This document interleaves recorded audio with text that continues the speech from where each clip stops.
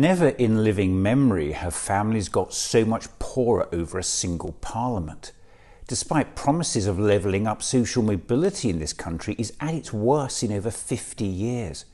A staggering 14 million people are now living in poverty. 14 million.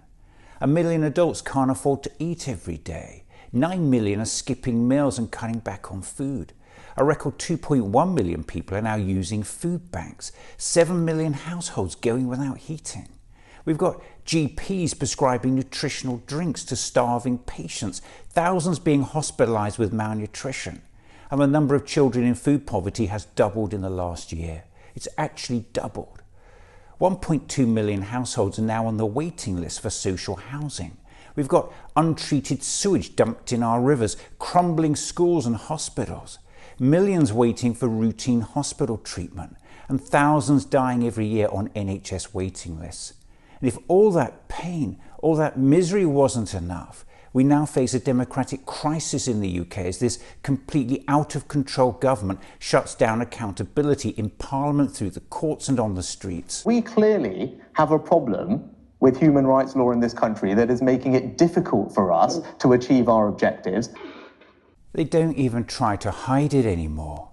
According to International Human Rights Watch, the UK could soon make the list of countries that abuse rather than protect human rights, thanks to this government's outright onslaught on the rights of its own citizens. Just think about that.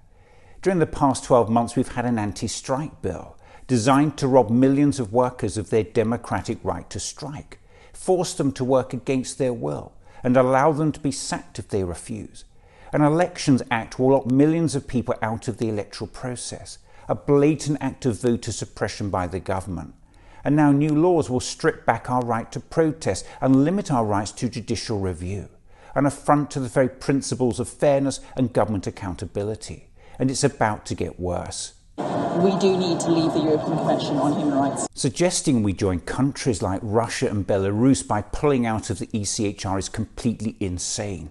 Remember, the European Convention on Human Rights protects our right to a fair trial, freedom of assembly and expression, the right to participate in free elections, freedom of religion, freedom from discrimination, the right to privacy, freedom from torture and degrading treatment. How can we trust a government with our human rights when it's already trying to curtail our human rights under the existing convention we're already a part of?